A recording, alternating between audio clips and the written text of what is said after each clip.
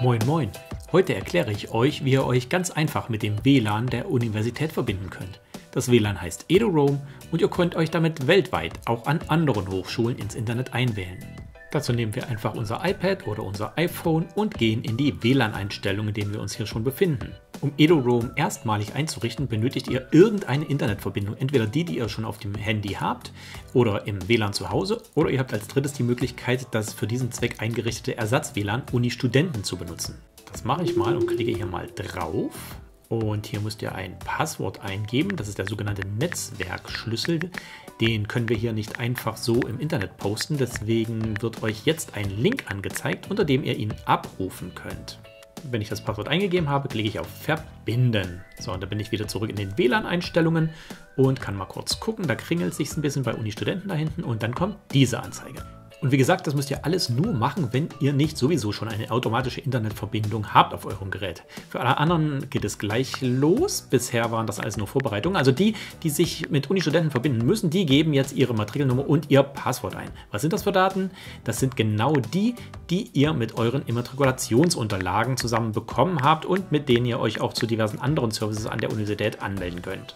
Einmal Login angeklickt und Success. So, fertig anklicken und mal gucken. Uni-Studenten ist jetzt das verbundene Netz. So, jetzt haben wir alles vorbereitet und können damit an die richtige Installation von eduroam gehen. Dazu müssen wir eine Sache machen, und zwar zu gucken, ob wir schon mal versucht haben, uns mit eduroam zu verbinden. Wenn nicht, müssen wir das nicht machen. Ansonsten klicken wir mal auf Allgemein und dann auf den Reiter, wo ist er? VPN und Geräteverwaltung. Und da tilgen wir jetzt alles, was irgendwie wie eduroam klingt, damit das nachher alles sauber und neu funktioniert. Da klicke ich drauf auf eduroam und auf Profil entfernen und auf Entfernen.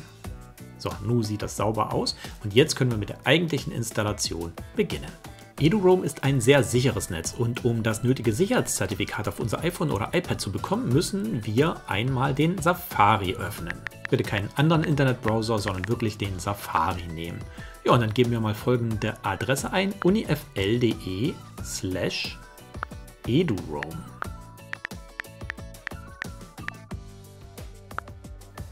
Dann kommen wir auf diese Seite und klicken auf eduroam, den großen Button hier. Warten einen Moment und dann kommt diese Abfrage, da sagen wir zulassen und schließen. Dann minimieren wir das wieder, gehen wieder in die Einstellungen zurück und dann ist da jetzt was entstanden. Das stand da nämlich gerade, wo wir auf Schließen geklickt haben, da oben Profil geladen. Da klicke ich jetzt mal drauf und dann installieren und weiter. Da ist übrigens der Hinweis, den ich euch auch gleich nochmal geben werde, wie man den Benutzernamen eingibt und installieren.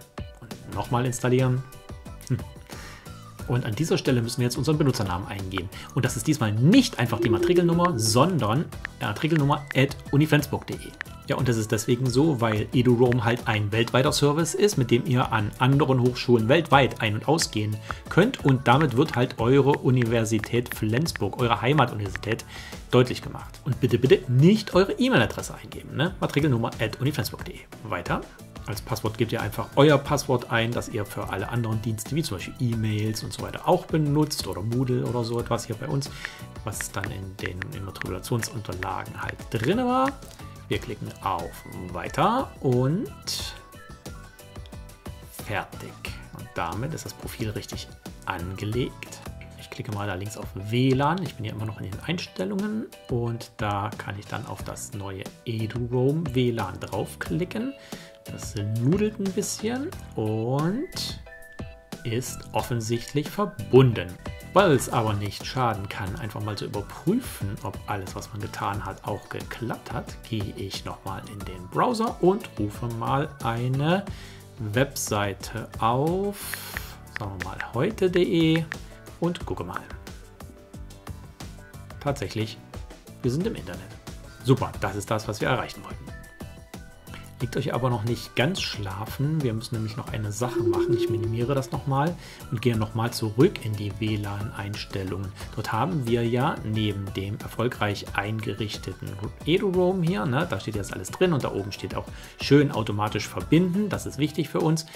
haben wir ja noch das Uni-Studentennetz jetzt vorher eingerichtet, zumindest für den Fall, dass wir noch keine eigene Internetverbindung eingerichtet hatten und dieses Uni-Studentennetz benutzen mussten. Da klicken wir einmal auf Ignorieren und Ignorieren und dann fliegt das hier aus der Gesamtliste raus, sodass wir immer automatisch mit eduroam verbunden sind und uns damit auch kein anderes Netzwerk dazwischen spuckt. Super, danke fürs Durchhalten, das hast du gut gemacht und freu dich schon auf dein Praktikumssemester im Ausland, denn jetzt wirst du automatisch in jeder Hochschule verbunden sein.